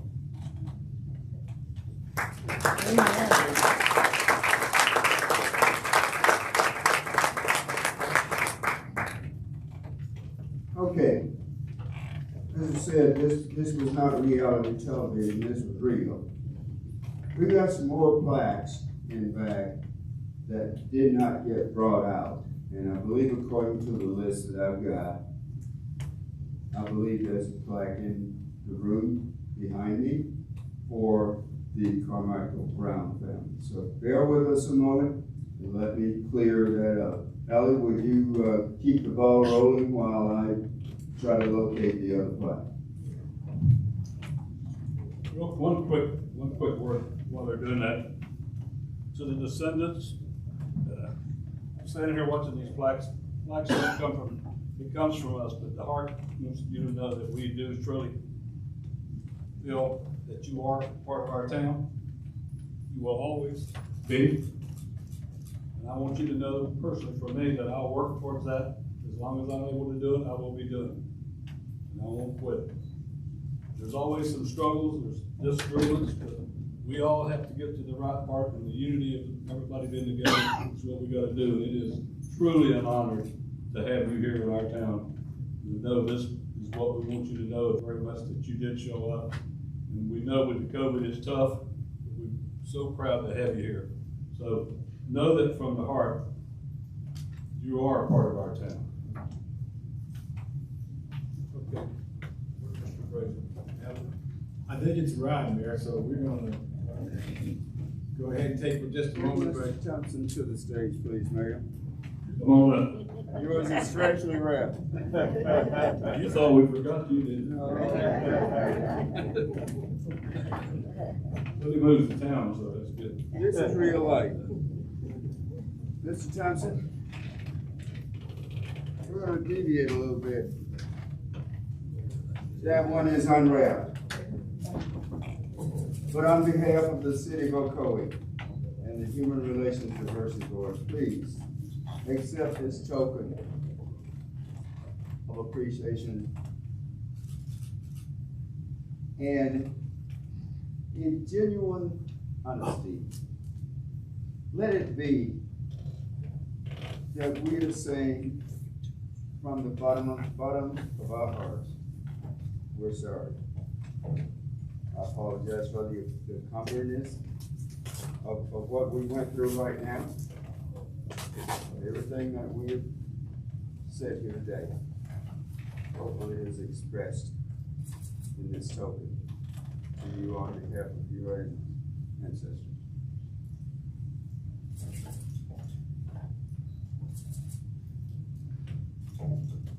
As I rest my composure, to all the officials, I give honor to our God, our Maker. Unlike I spent 22 years in the service, I was recommended for Sergeant Major, the highest rank, or warrant officer in my 20th year in the service. My first wife passed at 39 years of age. A lot of things happened to me in that span of time. When I left Vietnam, unlike today, we could not wear our uniforms home because they were protesting the war. Never got a pat on the back. That's an accolade from the Army, of course, but from the nation, from the people. And after that, coming back here, I'm a baby boomer. I had to find the nearest hotel across the track. My wife and I could not live on the other side of the track. But this day, God has rewarded me and my family, the Carmichael family, handsomely, without reservation or hesitation. Thank you. Thank you, kind sir. I'm supposed to salute you. I'll take it.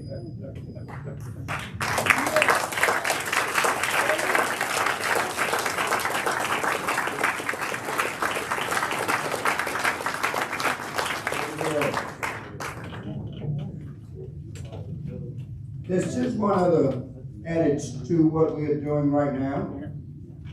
The beautiful array of peace lilies that you see in front of you, I'm going to also ask that each present descendant, please, at the conclusion of this ceremony, come up and take your choice of a plant to be taken with you, a symbol further of our care and concern that you can plant something living and keep it nourished and treated, remembering this day.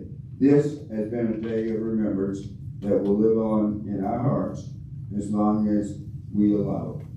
Thank you so much.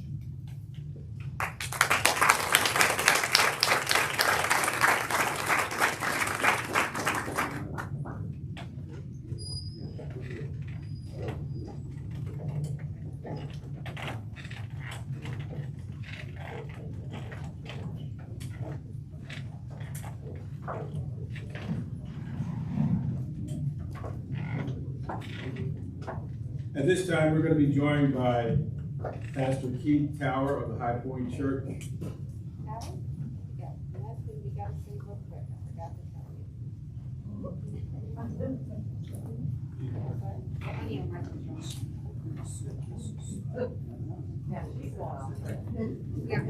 I'm off script.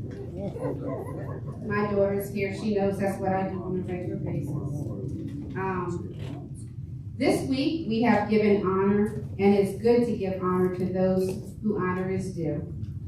So in that breath, I am happy to say a few words about Major William E. Maxwell, retired. Today, the Memorial Marker Subcommittee, along with High Point Church and the City of Ocoee, would like to honor you. Where is Maxwell? Over there. Here we go. Would like to honor you for your dedication and passion for this event and for your volunteer service. When I first met Major Maxwell, I thought he was just long-winded and ornery. But you can't judge a book by its cover. That's right. As we now spent, Maxwell, almost 10 years serving together, I came to realize a little bit more things about you.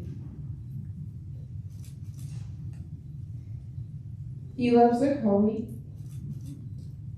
No, he really loves Ocoee.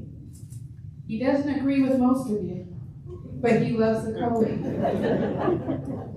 He is a historian of Ocoee, and that is valuable to our community. Oral history is valuable to our community. So at my very first meeting, he says, "Nicole, tell me what you know about Ocoee." I said, "Well, Maxwell, I just moved here." He's like, "Okay." He sat me down and maybe, it was supposed to, he said just a few minutes, almost 1 hour later, after he told me about the history of Ocoee, that really kind of spurred my passion for what needed to be done in this community. The next thing you need to know about Maxwell is he's a giver of his time. Energy, resources, not just to Ocoee, but he gave these resources to the United States of America. And then after doing all of that, then came to Ocoee and pushed just as hard as he pushed for our country. So we just want to give one more plaque. And Pastor's going to help me give this, and Mayor, if you'd come out for me to give this to Major Maxwell, if you could please join us on stage.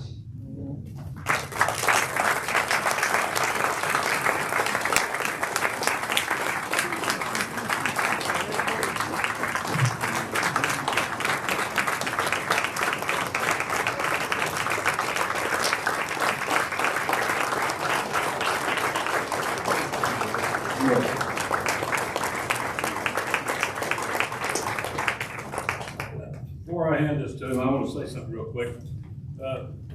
Bill told me I had to get on with the program, and back a few years ago, I was playing golf with him, and you ever try to play golf with somebody that can talk so long? It's a long day. Besides, when we drove home from Ocala, he was still talking. And I was trying to sleep. Real quick, I went to Montgomery, Alabama with Bill and the diversity board. We went to Montgomery, Alabama, and if you haven't been, please go. Take your children, take your relatives, anybody, and please go. You cannot go there and come away with feelings not being changed. It is an amazing thing at the Legacy Museum. But also, when I was driving around there, and we had something they called a B-A-T-T. I won't tell you what the A stands for. But as I was driving around up at Montgomery, Bill was riding in the back seat by himself with his arms spread out and told everybody I was the driver and I was the chauffeur, taking them around, a white man driving a black man around Montgomery, Alabama. Then we left, and I'll get to it, Bill, give it black. We left, and they were talking about Selma, Alabama, and Don Lewis, and I said, well, let's just ride over there.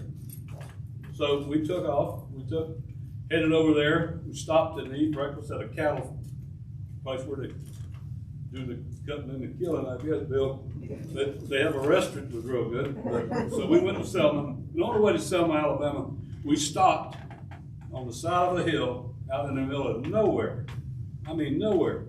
And there was a monument there up on the side of the hill, and a little church sitting off to the left. The lady that was there was from Michigan. She was a white lady that went to Selma, Alabama to help drive the marchers and the peace marchers that couldn't march to Montgomery. She got killed by the KKK. She left behind 5 children. Now, if you don't think that that's a devotion to life and to people, then something's wrong. And I know there's a lot of people that can't get through their feelings about things, and that goes both sides, folks. But I want you to know that this man right here does.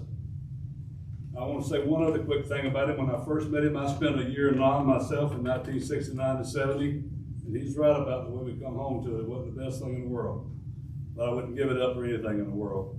But this man right here come out of Selma, Alabama, infantryman in the Army, went and fought in Vietnam, come home, got his degree, went back as a helicopter pilot and fought again.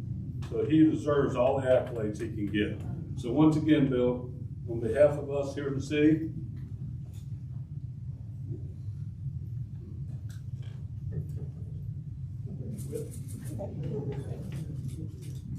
we love you.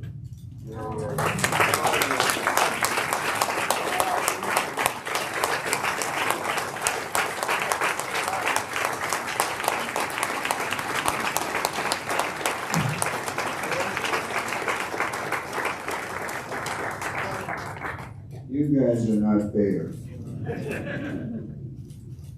This isn't about me.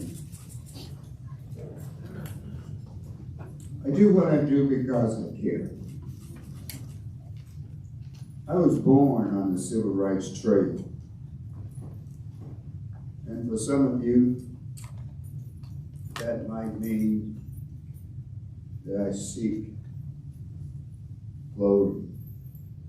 I've spent my days in panic, in fear, in pain, and other times it was just dull and boring. But to come here to Ocoee, to meet a young white girl at a German restaurant 30 years ago, come this Thursday, I believe, 13 November, this lady will have been a major part of my life, the mother of my son, our son, for 30 years. Would you just stand up or come up here and join me for a minute, because I won't ever have another moment like this. and I owe it to every one of you. These are not tears of sadness, because I'm an infantryman and I don't cry. But these are tears of joy. Yes, sir. These are tears that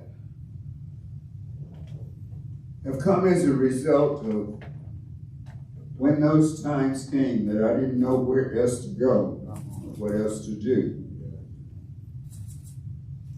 Something within gave me the will to go ahead. This is not a ceremony about Bill Maxwell.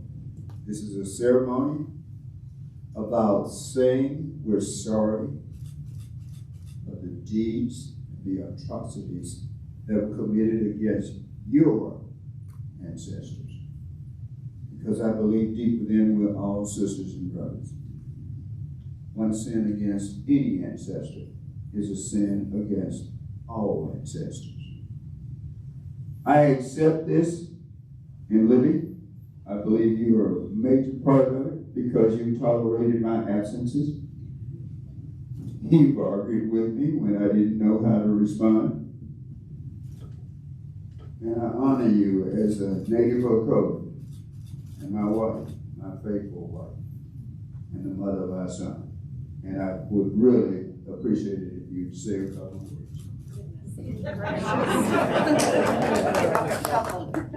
No, I've seen from a distance all the work that has gone into this over the last 2.5, maybe even nearly 3 years. And I appreciate so much all the hours, all the blood, the sweat, the tears that have gone into this, and all of you who have been here all week and especially today. Is there anyone here from the Dallas family today? They cannot be here today. And most of you, if you've been here earlier in the week, you've heard about the Dallas family, Lester Dallas, who initiated this change, who had threats made against him for doing so, who had rocks thrown through the windows of his home, whose children were threatened, but he persevered. We lost Lester a few years ago, but he was a dear friend to my husband. And on Lester's deathbed, he asked Bill, please, please, see this through. And Bill promised him that he would. And we're here today, and oh, Lester's looking down the smile. So thank you all very much for being a part of this. Thank you, ladies and gentlemen. Thank you all. Thank you all. God bless this city.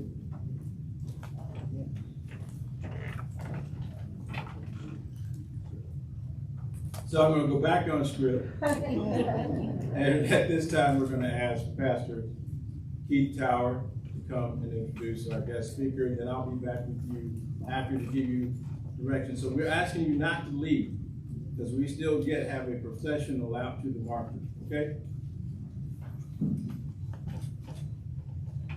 Sharing this moment with you is one of the honors of my life.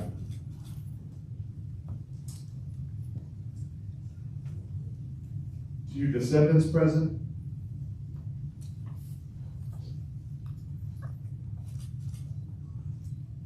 your grace has been exquisite through the whole. Not challenged, not convicted, worked hard, persevered to this moment. Thank you for your courage. Thank you for taking stands that weren't always popular, and for getting us to this moment. We sat through a lot of different meetings trying to plan these gatherings. And I thought, I heard this over and over and over. We have to honor their memory. And we have to have a moment of hope for the future. And as I sat there, I thought the single greatest honor I could give to you, quite honestly, is to introduce you to Pastor Brett Fuller. Pastor Brett has worked his entire life as a reconciler. He leads a beautiful, thriving congregation out just outside of Washington, D.C. in Chantilly, Virginia. Multi-generational, multi-ethnic. If there is a multi, it is prevalent in his church. Because he's a man that builds properly. He's built his personal life properly, married to his beautiful wife.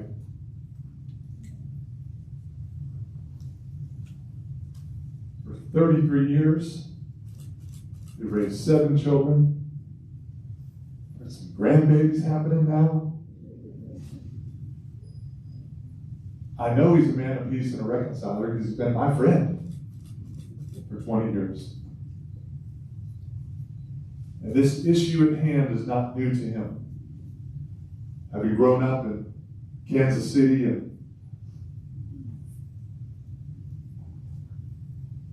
I can't even express what that's been like for him or for any of you, but you know. And part of his life's work has been to bring about peace and healing. He initiated the year 2000 through Congress. We're still waiting on them to get their act together. But he initiated through the U.S. Congress a bill to create a memorial for African American slaves who helped build this country and not been honored properly. He worked with President Bush on his advisory council, working with historically black colleges and universities. You can read his official bio. But the greatest gift I can bring you of honor is introduce you to my friend and my pastor, Brett Fuller.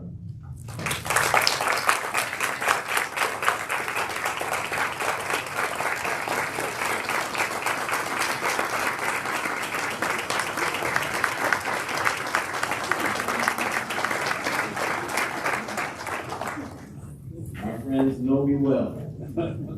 I rarely stand when I speak. It's become kind of a tradition for me.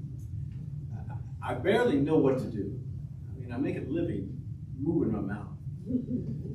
But it's rare when I get the opportunity to travel in the wake of people who have already produced peace. I'm usually called in to make peace. And it's hard to do so.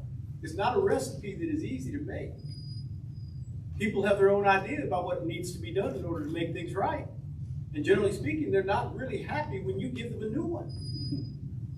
But that's what I've done for most of my life, is be the agent of change in order to produce something better than either party who happened to be in opposition wanted at the time. They both thought something needed to be done, but they wanted to be happy in the process. But if they were happy, the other party wasn't. And so no peace was made. And my responsibility was to make both of them very unhappy. But to bring peace between the two so that there could be more fruit than just somebody being happy. That's where I live. But I hardly know what to do because y'all have already done the hard work. I'm just traveling in your wake. I just feel this is so much fun. This is great. This doesn't happen. What you are experiencing now does not happen. Now, I might be wrong, but I'm not that wrong. To have a mayor leading the charge on the thing for his city. To have descendants come in, not mad, but receiving the comments of kindness and forgiveness and reconciliation. Yes, sir. And not trying to figure out how to get their pound of flesh. This kind of thing just doesn't happen.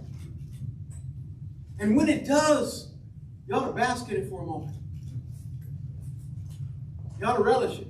You ought to mark the day on the calendar and say, I was here when. Now the beauty is that since it is happening, it can be a pattern for what will happen.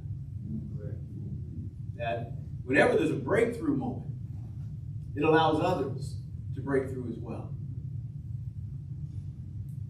Round about late 1950s, 60s, a 4-minute mile was a barrier that nobody could figure out how to break. There was a guy named Roger Bannister from Britain. He said, I'm going to do that thing. Everybody was running somewhere around 411, 409, 410. But the 4-minute mile couldn't be broken. One day he broke it. Everybody said, oh my goodness, somebody ran a mile in under 4. In the next 3 months, about 10 other guys broke it. All it takes is one. All it takes is one. Mayor, you help me to make one. Descendants, you help me to make one. I'd like to speak to you very briefly because we have run over and I don't know whether rain's coming or not. So I'm going to do everything I can to get you out of here quickly so we can go to the market.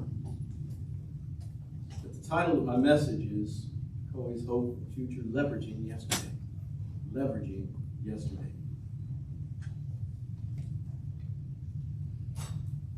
There's a passage in Scripture that kind of can be superimposed over this.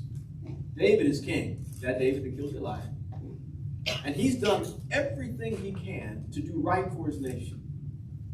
You get to 2 Samuel 21, and it's kind of a compilation of the things that have happened prior. 2 Samuel 21 is not a chronological moment in the book of 2 Samuel. It's 21, 22, 23. All are about the highlights. It's the ESPN moment highlight reel for David's kingdom. And this is one of the lowlights. The people are experiencing drought. And David doesn't know why. He said, Lord, I've done everything I'm supposed to do. Why in the world? Why? He said, well, somebody in your past, not even related to you, did something really bad to another group of people. Much like folks that had experienced here in Coe in 1920. And as a result, nobody's fixed it, and so there's a drought. David said, I will fix it. Now, I'm not prescribing, if you go back and read the passage, that the solution he gave is a solution we should employ. But I am prescribing this, that solutions need to be given to things that have happened in past generations to stop droughts. And here we have had a drought relationally. We've had a drought ethnically, of unity, of harmony, of things that could be. And because of this moment, we're going to begin to see a blessing of outpouring from heaven that's going to come on this community beyond that which extends to any other community. Listen to me. It said that, can I preach? I know it's a governmental thing, but you invited a preacher. I'm just saying. In Genesis 26, it says that Isaac dwelt in the land of famine and reaped 100-fold that year. 100-fold in a land of famine. Now, famine does not mean drought. Famine means drought has been around for a few years, and there's been no food for a long time. It is proven to be the wrong spot to plant crops.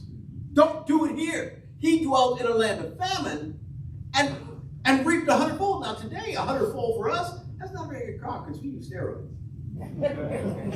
I mean, if you plant one kernel of corn and you get 100 back on the ear, the farmers are saying, that's ridiculous. It's not even worth putting in Safeway. Usually it's 400, so we can't compare. But back then, 100-fold was huge. That was a bumper crop. And what did it take in order for Isaac to get that? Well, it may not have rained over in what's the county next door? Lake. It may not have rained over Lake, but it rained in Orange. Is this Orange? Well, it rained in Orange County. It rained in Orange County. Why? Because the COVID did the right thing. Yes, sir. Blessing is coming to not only the people of Ocoee, but the government of Ocoee, the schools of Ocoee, everybody, folks who don't even like Ocoee are going to experience blessing. The overflow is going to be there because you all did the right thing, the hard thing, and the courage to do this. Boy, you get beat up by a lot of people. Folks don't like what you're saying, but when you do right, even your enemies at some point will become at peace with you. Yes, sir. Yes, sir. I'm convinced that yesterday, it begins with hindrances. I mean, when you have pain in your life, it sometimes blocks you from your progress. Not only does it block the person who has the pain from their progress, but it blocks other people who are listening to the person with pain from progressing with them or progressing at all. Pain rarely uses the most proper exits to express myself in a way that you can mess with this. It busts through doors. It breaks out windows. It becomes the Hulk and crashes through walls. And as a result, it hurts the person who has it, And it hinders the person who now is watching it from receiving the message that is causing the pain. Now they're just afraid. But mature people will say this: I'm going to figure out how in the world to manage my pain, to leverage it for progress, rather than letting my pain direct my actions so that my progress is hindered. And pain is something that needs to be managed. All of us have it. I have it. I grew up in less than advantageous circumstances. Oh, we were not poor. My daddy was a dentist. My mama was an educator. We lived out in white suburbia in Kansas City. My parents thought it was a really good idea to move there to be safer from the hood. This was 1966. I talked to my dad later. You said that was your best idea, say? Really, moving us to the white. I was the first kid that broke the color barrier in my school. We couldn't find a realtor to sell to us, so we had to pay 30% more for the house buying it from an individual. They wouldn't let us swim in the pools. Everything that was stereotypical in terms of racism we experienced in spades. My mama had a beautiful 1964 ragtop Mustang. No. Yes, absolutely. Yes. Now, if you know anything about cars, there is no other car. All those other things that call themselves cars are the things that Fred Flintstone used, to get around. I don't care what it is. That is the only car that has ever been made that's worth talking about as a car. Came out one day. That's the car that Mom used to take to school. It came out one day.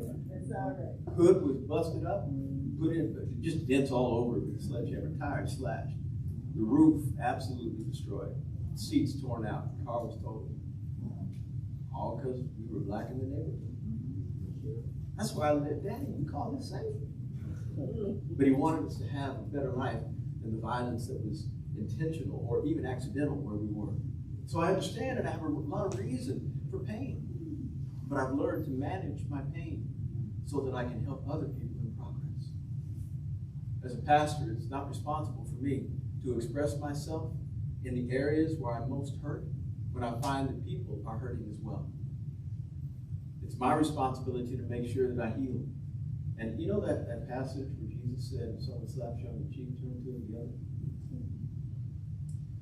We think that is a statement of pacifism and inactivity, but it's really aggressive. What Jesus is saying is, I know you're hurting on one side, but you got another side that's healthy. You do not have to respond to them out of the side that hurts. You can respond to them out of the side that's whole and healthy. If you do that, they'll be surprised, and you'll impact them even though you are still hurting. Don't worry about the pain. I will heal you. You heal them. Amen. Amen. Yesterday can begin as a hindrance, but it does not have to stay that way. We do not have to let pain define our lives nor our future. No. Simply because we've had bad experiences doesn't mean that the future will hold the same. And simply because we've had bad experiences doesn't mean we need to let those define what tomorrow will be. We've got to be different if we want to see substantive change happen. And remember, the one who is most offended in all the universe is God Almighty, and He still lets us breathe. Amen. He still lets us experience wonderful blessings on a regular basis. And I don't know why, because we have proven ourselves to be really good criminals in His kingdom. Broken about every law He's made. Figured out new ways to break laws. We are very creative in the way we do wrong. And yet He wakes us up every morning. His loving kindness meets us, not His judgment. My point is this: if we want a healthy society, we got to be more like Him to people. In that He is very kind, leading with mercy, even though judgment is what should be experienced. This is the beauty of how Okoye is practicing life. Humility and kindness and forbearance. It's remarkable, just remarkable. And I'm having to cut my stuff short. Yeah, no, I'm good. Instead of yesterday becoming a hindrance, it should be a help. Memory can prevent the repetition of wrong. There's a passage over in Micah where God says, I will remember your sins no more, as He throws them into the sea of forgetfulness. But hear me with this. God doesn't have amnesia. What he's saying is, I just don't remember them according to how you need to be judged. I remember them differently. He can't but remember them because his son has marks in his hands and his feet, reminding him regularly of what it costs to get us right. He can't but remember them, but he remembers them according to redemption, not judgment. What we've got here is an opportunity to allow our history to be that which gets us forward rather than keeping us back. Memory can help us progress if we allow the process of pain to be dealt with well. Museums and memorials can be touch points of resolution. I don't know whether you've ever been to the Holocaust Museum in Washington, D.C. I've been to two.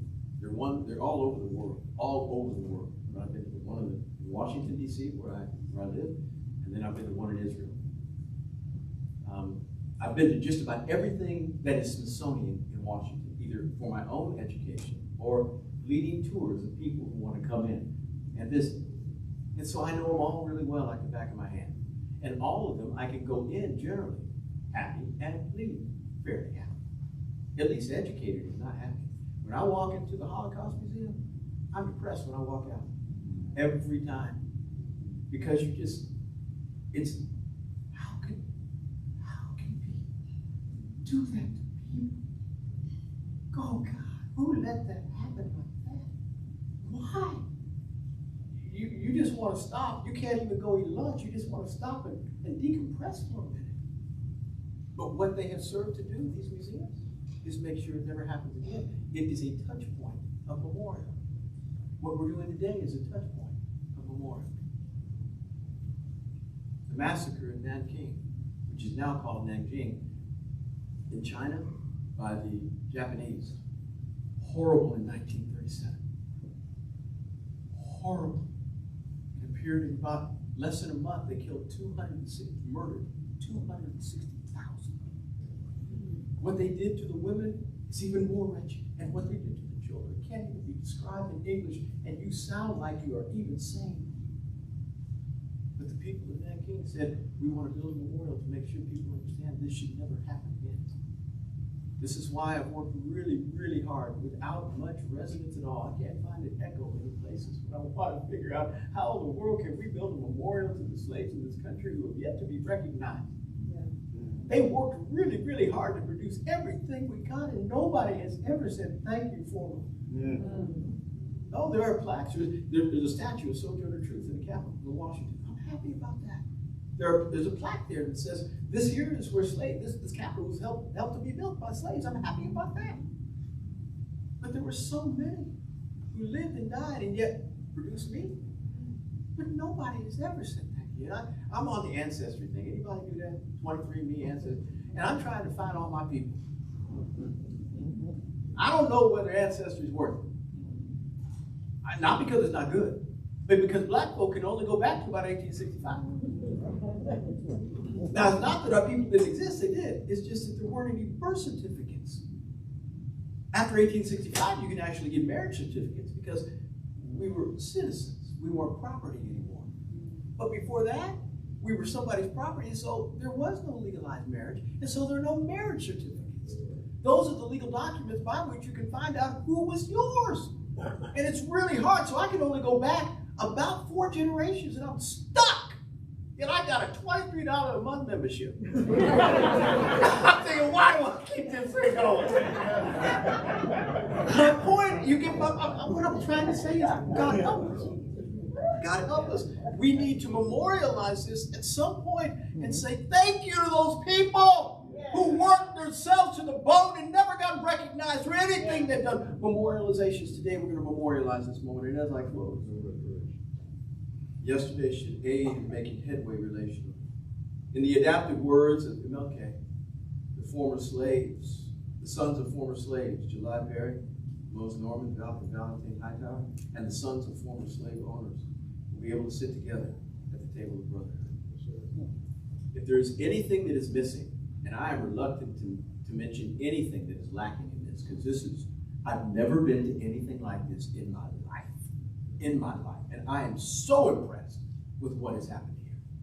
But let me just say that there's a little spice that can be added to make the recipe even more flavorful. Let's go find the relatives of those who are the perpetrators. Because either they're doing one or two things: living in shame, living in shadows, or in ignorance, thinking that their parents really did the right thing, their ancestors did the right thing, and they need to be educated. Let's go find them, and let's have a meeting. Wow. Yes. Wow.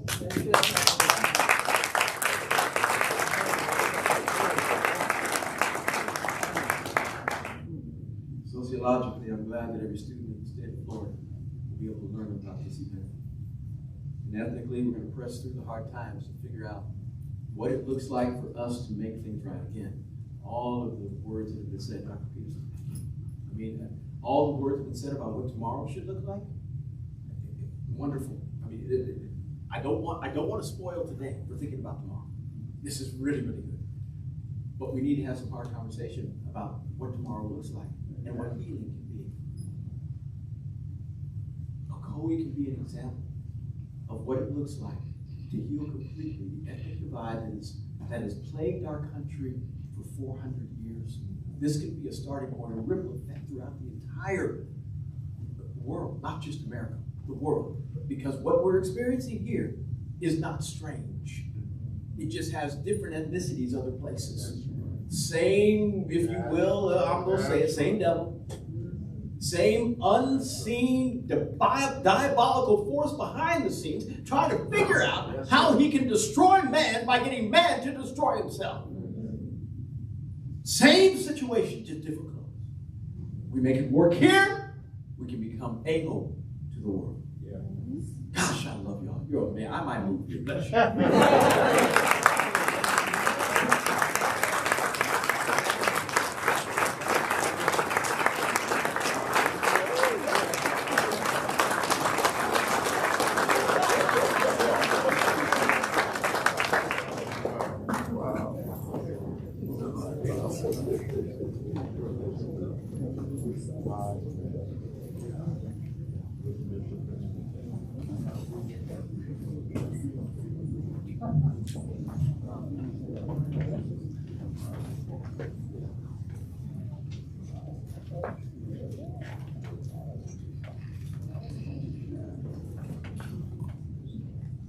So I guess we could announce this song. I don't want just a singing head. This song is called Let Justice Roll, and we know the famous scripture in Amos 5:24. Justice is not an idea that man created, but it's in the heart and mind of God. So this is what this song speaks of, the justice of God. The sickness in the heart of man can only be healed and restored by God. So this is what this song is about. Can you give me more? Just a little bit more. Thank you.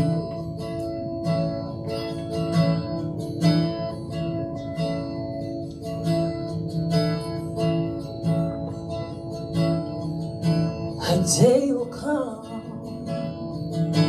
when war will be no more. The sickness in our hearts, it will be cured. We'll gather at the streets of mercy and put our weapons down. Together we'll behold your glory where hope is found. So let justice roll down like a river, his righteousness in ever-flowing stream. Let justice roll on like a river, his righteousness in ever-flowing stream. When the nations come, every tribe and tongue, hand in hand as one, hate will be undone. As freedom marches on, our banner will be love. And then the world will see and feel his healing come.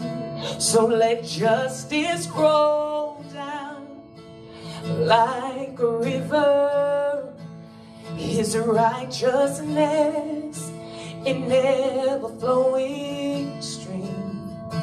Let justice roll on like a river. His righteousness in ever-flowing stream. 'Cause there will be a day when love has its way.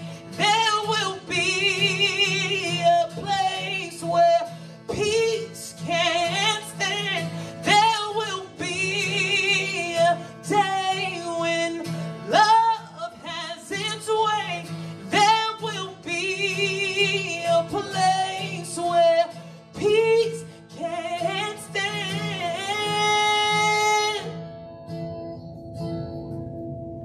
So let justice roll down like a river. His righteousness in ever-flowing stream. Let justice roll on like a river. His righteousness in ever-flowing stream. A day will come when war will be no more. The sickness in our hearts, it will be cured.